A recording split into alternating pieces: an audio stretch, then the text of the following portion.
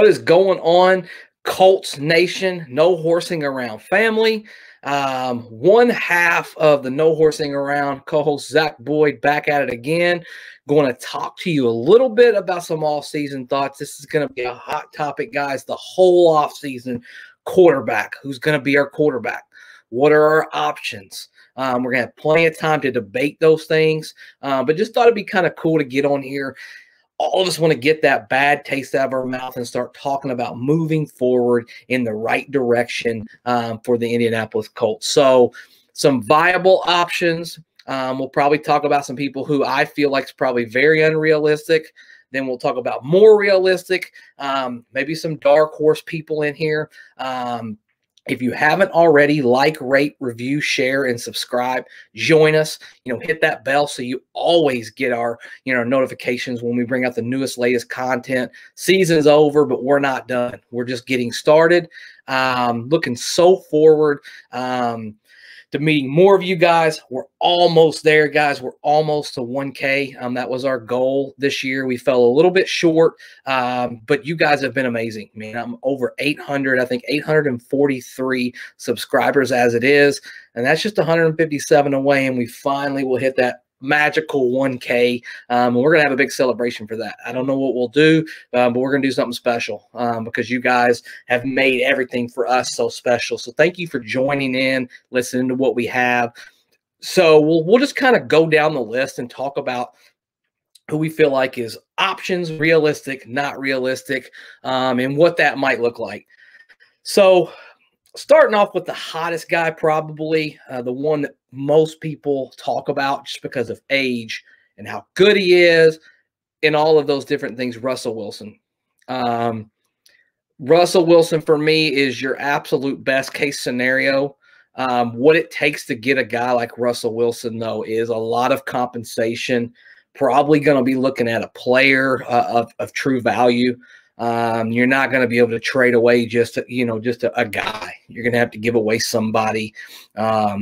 You may have to part ways with a guy like Ryan Kelly. I know a lot of people don't want to lose any of those big names that we already have, but in order to get a guy like this, it's probably A, going to take Carson Wentz. B, is going to take another player. C, it's going to take, a handful of draft picks, and that's what you're going to have to give. Jim Irsay talked about all chips in, just pushing all of those chips in. And if you want to go make a move for a guy like that, it's all chips in, man. They've kind of been draft starved here recently because of what they've given up for, Jamal Adams. They've constantly been churning and trying to fix that line. Along the way, they haven't been very good this year. So they're looking to revamp. Russell Wilson has to sign off, though. Don't forget he has that no trade clause. And I'm not sure that he wants to be a part of Indianapolis. We would see. I definitely think that, if Chris Ballard's doing his diligence, he would definitely make the call. He would definitely get the dialogue started just to see what the interest is. And, the first question you got to ask is, would Russell even consider coming to Indianapolis? If he's not considering coming to Indianapolis, none of the rest really matter, honestly. They just don't really matter. But if you could lure him here somehow, I see this guy for the next 5 to 7 years still playing at a high level. And he lines more up with just about anybody as far as, from a faith standpoint, a character standpoint, his work ethic, would be an absolute dream come true, honestly. If Russell Wilson were to come here, just an amazing, amazing thing. If Chris Ballard were able to pull something like that off, I would say very unlikely, though. A, I don't know that Russell Wilson wants to be in a smaller market. B, I just don't know that Chris Ballard, I know he talks a lot about, we got to, Irsay, we got to make changes. Big changes are coming. But when it comes down to it, he's never done anything to this point. And, I don't want to hear the DeForest Buckner thing. He gave up one pick for DeForest Buckner, which has been his best trade, by the way, right? Like, that proves, to the organization, you make big moves like that, you get a big chip to come back to you. You got to give something up. You can't always do what I call dumpster diving. You can't always go for the bargain. Sometimes you're going to have to give up more than you want to give up, in order to compete. You've got a win now team. When you look at this team, Jonathan Taylor, Darius Leonard, Braden Smith, Quentin Nelson, Michael Pittman Jr., Kenny Moore, a lot of people literally in their prime.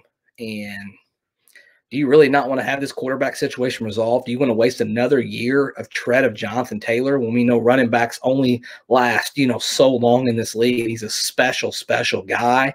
That goes the same for, all of your stars, ones that you've locked up. Do you really want to waste one of their, huge, this 5-year window that we're in right now is so critical?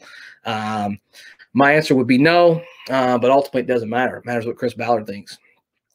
Secondly, Aaron Rodgers. I know a lot of people have talked about Aaron Rodgers. He's pretty old, and I don't think Aaron Rodgers is coming to the Colts. I think he's probably the least likely of all to come to Indianapolis, honestly. Consider age, consider money, consider compensation. When you give all of that stuff up, it's so much different than a Russell Wilson or some of the other people we'll talk about, because you give all of that up for a guy who's probably in about a 3-year window. We all know Aaron Rodgers is 44 and he's playing, and that's great. But you just don't know how long that you're going to get out of that.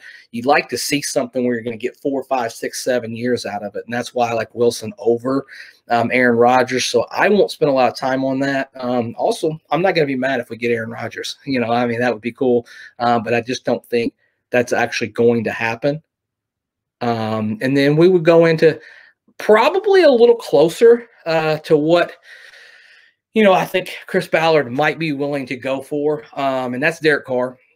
I think Derek Carr is going to be linked to us all offseason until he's not, basically, until Derek Carr says, hey, I'm coming back, I'm a Raider. They're going to get a new general manager. They're going to probably get a new head coach, and a lot of that's going to have to do with, do they want to keep moving forward with Derek Carr, or does Derek Carr want a fresh start? Why am I for Derek Carr? So the main reasons is, you went from Phillip Rivers, and the only knock on Phillip Rivers was not mobile. He didn't have a huge arm, right? So you go from one extreme to the other. You get a guy who can move a little bit in the pocket and has a really big live arm. But then what you gave up was this right here, this mental part, the part of the game that matters so much. And you're looking to find something kind of in the middle of those two, and Derek Carr's pretty close to that. He's an accurate quarterback. He's been able to do a lot with very little. He can still throw the football down the field, and I liken him a little bit to kind of like a Ryan Tannehill, like a renaissance type of guy. Tannehill got out of a bad situation in Miami, came to Tennessee, and he's been very, very productive. Gets his teams to the playoffs, and has really, really played well. I think Derek Carr's even a little bit better than that, honestly. I think he has that moxie that you want. He's pretty good in game-winning drive situations. He can move around if he needs to. Certainly can throw the football, make all of those big-time throws. He trusts his receivers. I just think he's just an overall better leader too. So that's a guy I think that Chris Ballard would really highly consider. So Derek Carr would be one. If I'm a Colts fan, I think my antennas are up a little bit more for a guy like that. It's a little more realistic. When you want to look at some free agency options, honestly, guys, there's not a lot of good free agents. Not a lot of people who are going to walk. One guy I might look at and I might just think about, look at a guy like Jameis Winston, who's going to be a free agent. I don't know what the Saints are going to do. He had an injury. And we all know Ballard likes signing those guys with really good value. Maybe he brings a guy in to compete with Carson Wentz and really push Carson Wentz. Most likely not. I think Carson's either in or Carson's out. I don't think it's going to be that way. Certainly didn't endorse him. I think Carson Wentz right now in the Colts' mind, he's last case, worst case scenario. We all know that date in March. If he's still there, I think it's March 17th. We owe him that roster bonus. And the likelihood of him being our quarterback at that point is probably much, much higher. I'd like to see them possibly be able to either trade him or just a standalone trade, get something back for him, and then use that as you go forward towards another quarterback, or package him with a trade to get a quarterback in return. You also have got some rookies that you could go out there in a year where there's not any, quote unquote franchise quarterbacks. I think a lot of people, I think Kenny Pickett's kind of the hot name right now. People, as we're just getting into the dissecting all of these guys. but these are guys that might still be available, and even Chris Ballard wouldn't have to move up very far or give up quite as much in the draft. If he scouts one of these guys and he feels great about them, and he's like, oh my gosh, I'm going to go for one of these guys and make a big move, that's a possibility down the road. We would like to know in the comments, would you draft someone? Would you trade? Would you just stick with Carson Wentz and just try to put better weapons around him? I'm for trading Carson Wentz. I think you need a better football player regardless. I think it's a lazy approach to just sit around and not go make a move and not make your football team better when you know you got a real problem. And I don't think the problem exists from a physical standpoint. I think that the problem exists right here. And I know that makes a lot of people mad, but that's true. He gets really small in big moments. And we can all point out certain things. We can all point out a really good throw that he made against Arizona. He's not special enough, guys. I'm sorry. He's just not a special enough guy. He doesn't string it along together enough for this team to ever be competitive when it really matters, And just think about this. Do you really want to be a team that just makes the playoffs, or do you want to be a team that makes the playoffs, wins the division, and has a chance to compete for a world championship? That's not Carson Wentz. Never has been, never will be. And that's not me being a hater. I think Carson did a few good things for this football team, but ultimately I want to win. I want to win a Super Bowl. I want this city to get another championship. And yeah, I mean, we want to know what you guys think. Light us up. What would you do? Who would you trade for? Is there somebody in the free agency market that you want? Is there somebody that you would trade for? Is there a rookie? Is there a hot name? Kenny Pickett? A lot of different people out there, a lot of different ways we can go. So light us up in the comments. And guys, as always, I love you. Steven loves you.